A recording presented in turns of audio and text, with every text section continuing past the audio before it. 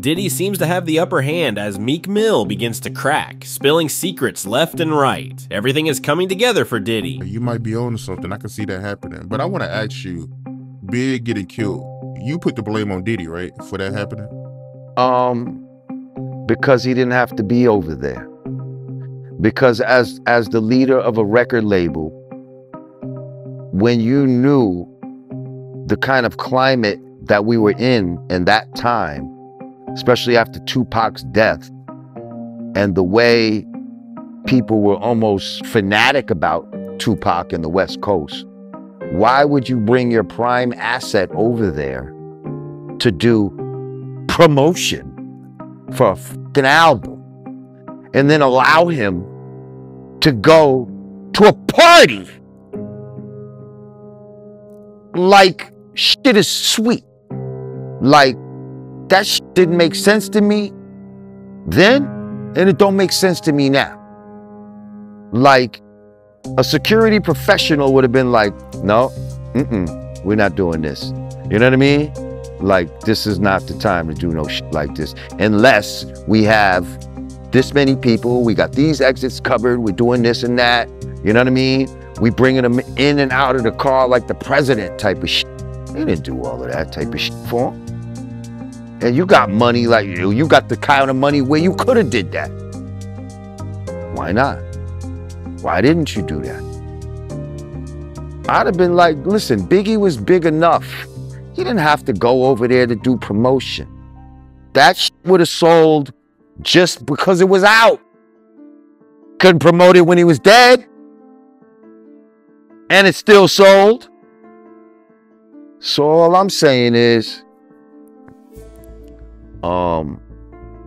he was a contributing factor. I'm not gonna act like he killed him or set him up. I don't know all of that type of shit. But I'm just saying, like, that was some stupid ass shit.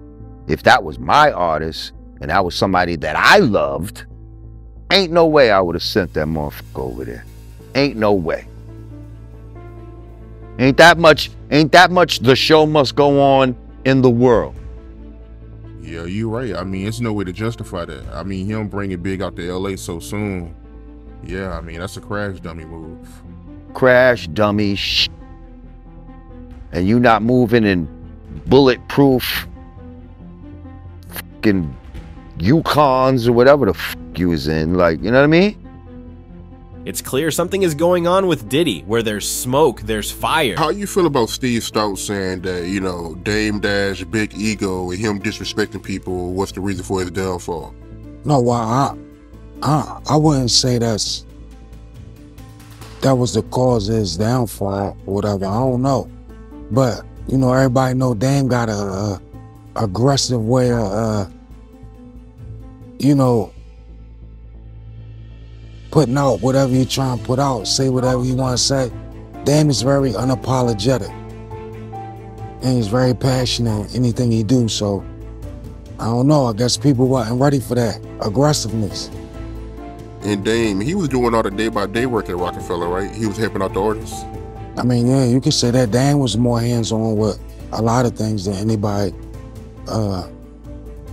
you know, the higher-ups from Rockefeller, as far as being in, whether it was Rockaware, clothing, or being in the studio when we was recording, Dame was very hands-on. So pretty much when y'all would need something, y'all would go to Dame. He'll be the one that would help y'all out. Yeah, pretty much. And Dame was the one that took a chance on Kanye, right? Yeah, far as my knowledge from the gate, yeah. A lot of people wanted Kanye just to be a producer, or thought that that's just what he was good at. But nah, Ye was special. I think Dame seen that early. Yeah, I heard that when he would be in the studio with y'all, he'll try to get on y'all records. No, not try to get on him. We got records together. Like State Property and Embrace Ye. We embraced Ye from the gate before, you know, the blueprints and all that. Yeah, we felt as though Ye was, you know, part of State Property. We rocked with Ye. Ye might come with a joint that already got a hook on it that he did. Yeah, we want that. That was Yeezy. Yeah, Yeezy had to try to get on no record. Yeezy was making the hits. How was that like when y'all was around Rockefeller and he came out with College Dropout and that shit was so huge the way it was? It was crazy. It was regular. Like Ye did what we thought Ye was gonna do. As far as, you know, state property. We looked at Ye in a different light. That was the bro. That's family. More rumors about his alleged same-sex encounters are surfacing online, one after another. You hear about the latest news with Homeland Security about how they removed a whole lot of electronics from Diddy house? You heard about that? Bruh, they rich. They're gonna have a lot of electronics. They're gonna have a lot of laptops. They're gonna have a lot of computer stuff around there. A lot of times, people gotta be smart. You cannot hide anything on no laptop. So if they was that dumb to put any videos or anything on any of those type of electronics, you understand? It's gonna come to the forefront. Now, what they're looking for, because it was going on the premises of sex trafficking. They're looking for pictures of girls that may appear to be underage in a sexual context. Like they in a sexual act. That's what they're looking for. So now, they're gonna go through all those devices. If somebody got any kind of weird fetishes that they got little kids or little girls or something like that, in any kind of pictures or any kind of photos that they took out of there, then unless that individual was in the picture, who do you charge? Because the houses wasn't in his name. They was in companies' names that they could say all people had all kinds of access to them. Unless somebody testify that that's Diddy's room, nobody goes in that room but him. You understand what I'm saying? That's when they get the help to come in, the maid to come in, you understand? Or the people who work there, yo, where's Mr. Combs' room? Oh, that's Mr. Combs' room. You understand what I'm saying? That's Mr. Combs' room. He only want anybody allowed in that room? Yo, not unless Mr. Combs is there. They get those people to testify. But when they got a big ass mansion like that belongs to studios or Bad Boy Films and his daughter and stuff like that, they charge the person who the house is in their name. Would he be the type of person to let his daughters know, take those type of crimes? We'll see. Yeah, that would be messed up if he let his kids take the charges. But they also reporting that, you know, Homeland Security, when they raided Diddy, they was looking for the footage that Diddy was using to blackmail celebrities. How you feel about that? Well, you gotta look at this. They looking for anything. It's not just Lil Rob lawsuit, the blackmail stuff, like they can't do that.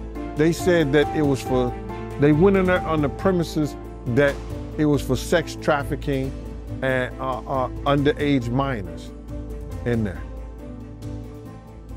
So now, if everything is being taped and he's taping people doing this and they find it in their house, they gotta bring the tapes back to him. They gotta make sure that he's the one walking around with the video camera. If he's, you understand what I'm saying? They got to prove that. And then they got to have people to come in and say that he did that. They saw him with the video camera, like Lil Rob said. He used to tape him on the phone and all that stuff like that. Maybe he had burnouts or something like that. We don't know. But when they do that raid, they ain't just looking for pictures. Whatever they find drugs, it goes to the DEA case. If they went down in the wine cellar and they found cases of Sircock with cocaine in it, coca in it, they're gonna get that to the DEA. They find a lot of guns and stuff like that, that's ATF. A lot of different agencies can get involved just on going on the sex trafficking case. It's whatever they find in there, bro.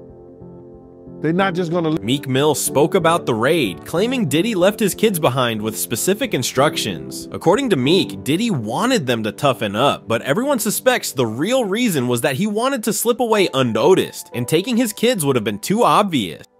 Yeah, that does make sense, man. I mean, but I want to go back to this lawsuit, right? Because I know you've seen the whole lawsuit. I couldn't see everything. It's like 75 pages. So, you know, I ain't had the time to look at everything. But she was telling me that, you know, Little Roy, he alleges that, you know, Diddy was making him do the same thing that he was making Cassie do, right?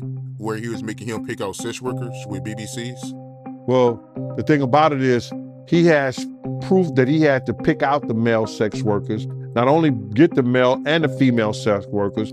He said that this is where it becomes a RICO act, because he had to use credit cards, he had to use money, he had to use credit cards, transfer money, and do all that stuff like that. So it's crazy that the same thing that Cassie said she did, that's in his lawsuit back in September, that he had to do the same thing, and he has the paper trail to prove it.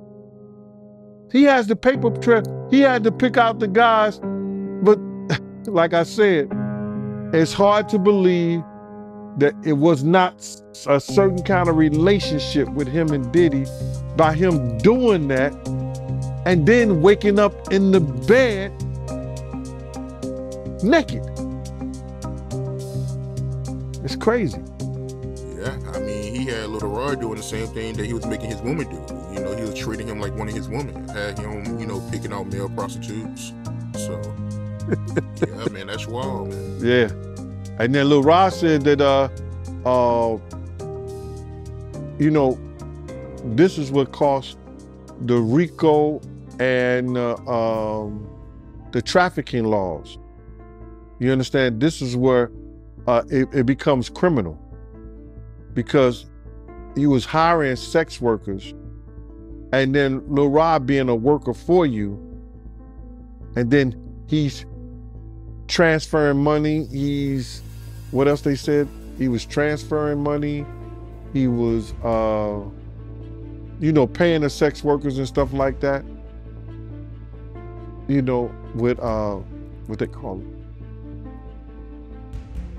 Through MoneyGrams or whatever, like whatever form of payments that he was doing, they were saying that it constituted a criminal empire, and because they were traveling from different states and doing it wherever they went, it made it a RICO act with other people that was involved in it, and they were helping by gaining. It was a criminal enterprise because they was helping by giving him the money and making it possible for all these things and all these sexual, all these people to be paid through for doing these sexual acts. So it's the same Cassie was doing, and I don't understand why the hell Diddy thought this should go to court. Yeah, because I mean, he could have had this stuff before it came out. Yeah, they had September, October, November, December, January. part of February. They had 4 or 5 months. But how could he keep quiet that he pay a couple of $1 million to somebody? Or 10, 15, $20 million? How could he keep that quiet? If you see the paperwork, have you seen the paperwork that was submitted to the courts? They have different videos on different sections and different videos that they saying that they have the full video of it. It's gonna be real exciting. Real exciting. Did Diddy make a reckless decision by sending his bodyguard into the hotel room full of sex toys while the rapper was present?